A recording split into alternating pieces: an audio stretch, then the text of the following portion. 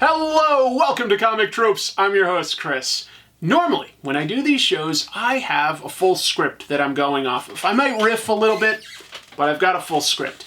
Not the case for this one, just to be clear, because I am going to talk to you about failure. And I'm specifically going to tell you about a personal failure in comics, but I think it's something, hiccuped, that we can all learn from. This one is not edited. It's designed for me to have an ability to put out some content for you while I'm working on an episode that's going to take about twice as long as normal. So I'm going to have a regular Comic Tropes episode out for you the following week. I'm excited to share that with all of you. In the meantime, I wanted to talk to you about a time that I came very, very close to publishing a comic that I really, really wanted to, and how it fell apart because of some mistakes that I feel that I made. And I don't talk about it a lot on this show. I mostly talk about, comic book history and techniques. I love the art form of comics. I think it's so versatile and so deep, that there's just so much to talk about and learn about. But I have made some of my own comics in the past, and a lot of that, just to be clear, has been, self-publishing, anthologies or one-shot type things with friends, nothing too fancy. Sometimes I'll take a little bit of paid work for something smaller, like, an educational comic like this one, Trickster. But I am proud of that because this one was nominated for an Eisner. So that was definitely a project that I was excited to have been involved in. There's, I know that that's not a super good image, but yeah, really proud to have done some books like that in the past. But I've also come close to having, more of a typical sci-fi adventure comic published. And I made some mistakes along the way. And I think if I just talk about that openly and honestly, maybe we can learn a few things together. So let me give some background here. If we jump back about 20 years, the internet was a very different place. We didn't have YouTube like this. We also didn't have things like Twitter or Facebook. Mostly the way that people into comics would congregate and speak with each other was through forums. One of the early ones was Wizard World. That was from the late Wizard magazine, the Guide to Comics. And I met some really amazing people there that were all sort of up and coming and wanted to break into comics, very hungry. Wizard World didn't last too long, but quickly a lot of us migrated to a new forum called Pencil Jack, which I'm pretty sure is still up and running today. Digital Webbing was another one that was a contemporary at that time. It was a great place to get to meet people. I met some people there that I still consider fantastic friends today, and some of them are definitely working professionals. Robert Kirkman, Tony Moore, Corey Walker, Kerry Randolph, Benito Cerino, Nate Belgard, a bunch of guys, bunch of amazing, talented people there. It was a really fun time to interact and see your friends start to take steps into getting work in the industry that we all loved so much. And, I've had Robert on the show before. You guys all know he's very successful thanks to things like Walking Dead and Invincible and a million other things that he's created. But early on, before he even had his own books, he'd started to make inroads there. Well, he'd done some self-publishing, of course, and he did some books at Image for guys like Eric Larson, Super Patriot, stuff like that. And he got pretty tight with the people. I mean, these days, how tight he is. He's one of the partners. But I remember at the time, I had an idea for a comic. And I got a really talented artist named Larry to agree to collaborate with me. And he drew some really gorgeous things. Drew some really beautiful artwork. And he liked this idea for a story that I had. And with all these pieces sort of out there to put together, talent and maybe some connections, it's like, oh, maybe it's the time. Maybe I can get a comic book idea published. The idea, I'll just break it down like real light. It involves a modern day bounty hunter sort of waking up from what turns out to be like an alien abduction. And he wakes up amongst all sorts of different warriors throughout history. We're talking, everything from sumo wrestlers to World War I soldiers, Roman centurions, pirates, ninjas, whatever. All sorts of cool warriors. And there's a reason why all these people from different points in history are all congregating at the same time. That's some of the world building and everything. But the gist of it is the aliens are making these different types of warriors fight for their amusement.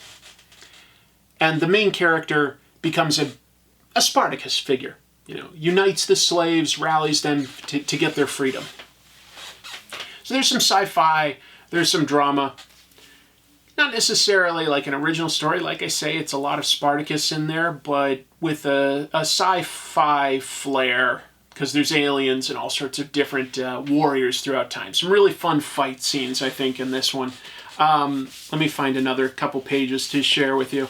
And so I had this idea, and I convinced Larry to draw with me, draw this, and that was exciting. And I shared with Robert at the time some of these pages that we were creating. Well, that Larry was creating. I was writing it, full script, but Larry was the one creating this great art. And I remember, Robert was like, yeah, this actually looks quite good. Tell you what, why don't you just give me, your 5 best consecutive pages, and I'm willing to share that with the publisher. And I think that it was Eric Larson at the time. It might have been Jim Valentino still. Timeline, I forget, but it's not important to the point of this story. Oh, okay, so now I've got an inroad, right? And I was like, oh, well, I need to really make these look good. I got to find a good colorist. I got to find a good letterer. I gotta put together basically the whole book. I had an idea for this being a 64-page one-shot that could then become, if people really liked it, there was more to the story behind it. It tells a complete story, but there's more to it if people liked it. And these are just some of the pages I thought I'd share with you while I'm talking. But we're taking quite a while, to get these pages out. And that's my first big failure is, not being reliable, because I was being slow. I was being slow to deliver what I was asked for, 5 pages, because I eventually did get those 5 pages in, and I was told, yeah, they like it. Go ahead, give us some more. But that's when I really was taking my time. Now, after the first 5 pages, and there was supposedly interest there, awesome. We're moving forward. Let's do the whole thing and get it all done and really impress them. But that's not what was asked for. I was only told to give a series of pages and lock in that approval. So I was taking too long getting the letterer and colorist and stuff like that. And while I took all that time, finally got to a point where I don't know if Robert asked me or if I volunteered them, but it had been a while. It had been several months. And, I showed some more pages. And he's like, I'll pass them on. It's been a while. And he was like, they don't remember telling you that it was approved. You took too long. They forgot. You need to start over. Submit it formally again. It's like, oh. Whoops. So that was me being unreliable. That was me being a bit flaky. And then second, thing that really derailed it, and I had derailed it there, but when I relayed this to the artist, Larry, my collaborator, who I really should be taking care of since it was my idea. He told me he had some stuff going on in his personal life, and he wasn't really interested in doing comics anymore. And he didn't do comics. You saw how beautiful this artwork is. Super talented artist. No question. He definitely had the chops. And probably still does, an incredible guy. But, he just wasn't interested. And that's my second piece of failure, I think, is, I didn't properly motivate him. Which, the main thing I could have been doing is paying. I wasn't at the time. It's a collaboration.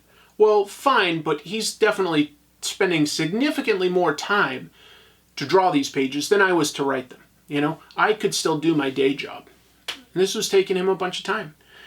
And I consider that a failure. And finally, related to all of this, I wasn't communicating properly. That was the thing that definitely could have kept it all going, was just regular, daily, or at the very, very least, weekly updates with everybody involved that I was talking to just keep it moving forward. So, I look back at this and I don't necessarily see it as a regret. I was really, really young, and I could still tell this story, and maybe I could tell it in a more nuanced, better way these days. I don't know. But it would have been nice to have published that comic back then. It really would have been exciting. And I look at that and I go, that was a failure. That was a failure. Because I think you need certain things to succeed in comics, but really anywhere. You need to have talent, you need to be reliable, and you need to be friendly or fun to work with. You have to be easy to work with, reliable, and have talent. And if you take one of those three out of the equation, big question mark on if you can move forward. You have to be really good at the other two if you take any one of those out. And if you take two of them out, forget it. That's not enough. It's not enough to just be talented. It's not enough to just be friendly. It's not enough to be reliable. You have to have at least two of those three things, if not all three. And I was hopefully friendly and fun to work with. But was I reliable? Was I talented? I don't know. That. Who can say, right? Not enough to keep this particular project moving. So I look back at that and I feel that that was lesson learned. And we will all have different priorities that put us on different schedules. But if we at least are communicative, if we're trying to do something creative, and you have family or work, but you're communicative, there's a good chance you can still progress things, to a point where you can lock in a deal. And I feel like for the time I was creating this, there weren't as many paths to get a comic made. You could pitch it or you could self-publish it, which doesn't necessarily mean you have to lose any money, but does take more steps in organization to send it to the distributor, make sure that they accept it, make sure that they've solicited it to the various stores. You get those numbers that they're looking to print. You give that number to the printer, and you pay them up front before you get reimbursed. So you have to, there were all those steps involved. And now you guys don't have nearly as many barriers to entry. There are so many different ways you can now publish online.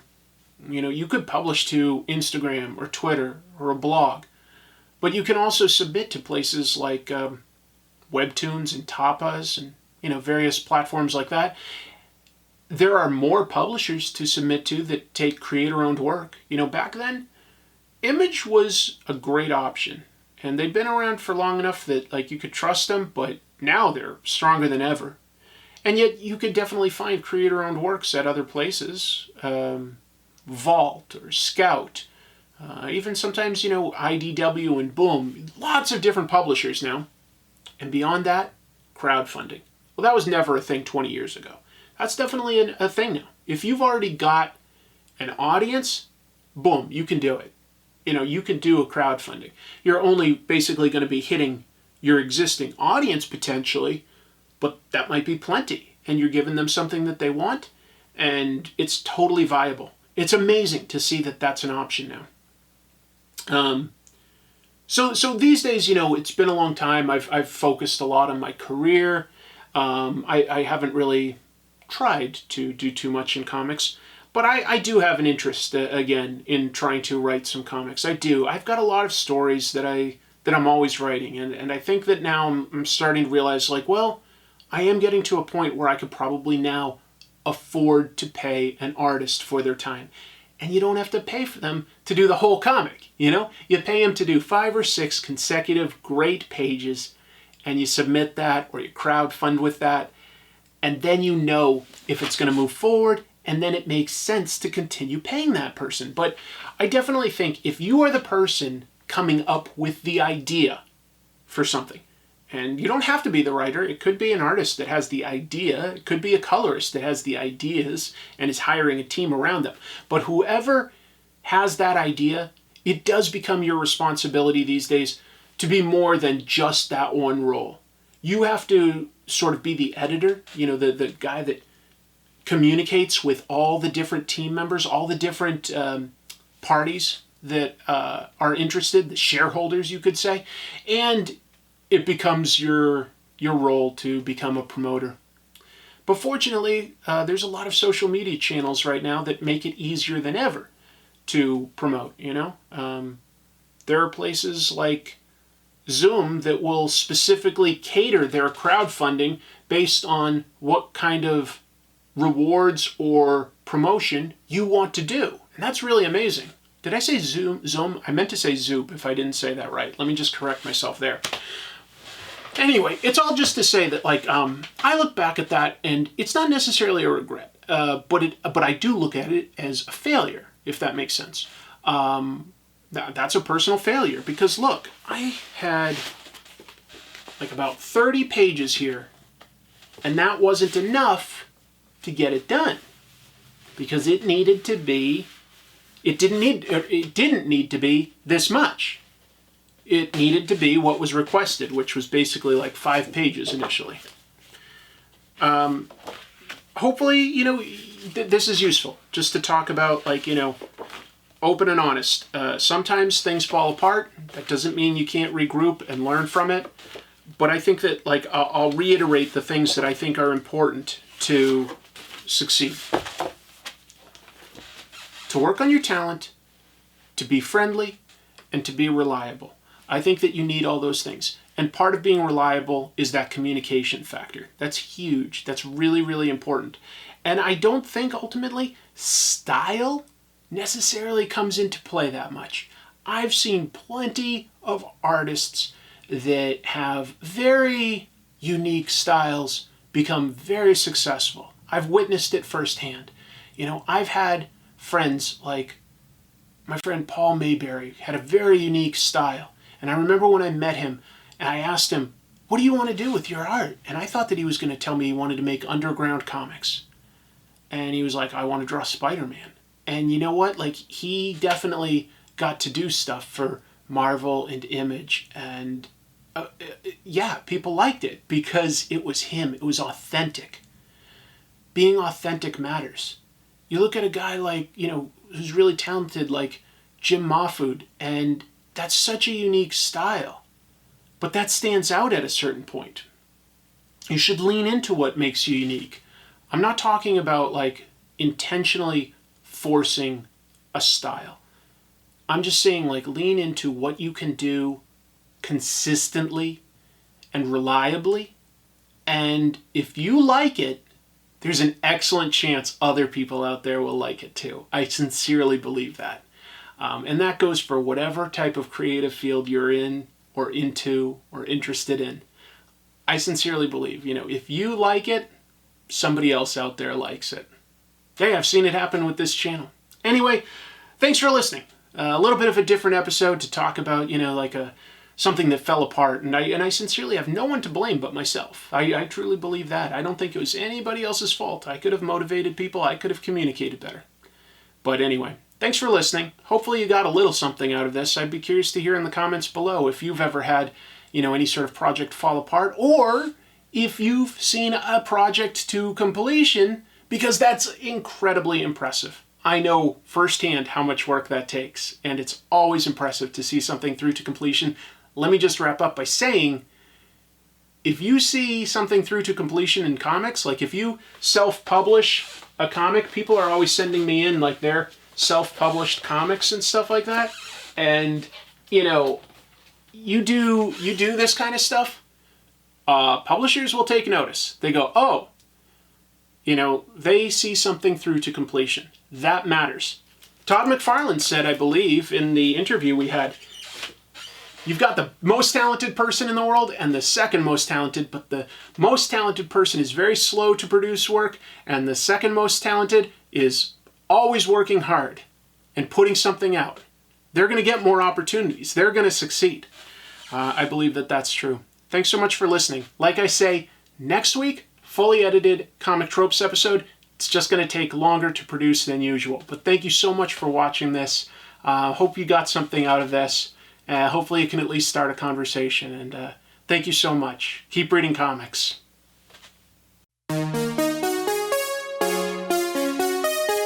Thanks for watching this video. If you liked it, please consider hitting like and subscribe. If you'd like to support the show, there are merchandise links beneath the YouTube video, and you can always hit join on YouTube or visit Comic Tropes on Patreon to get access to special perks.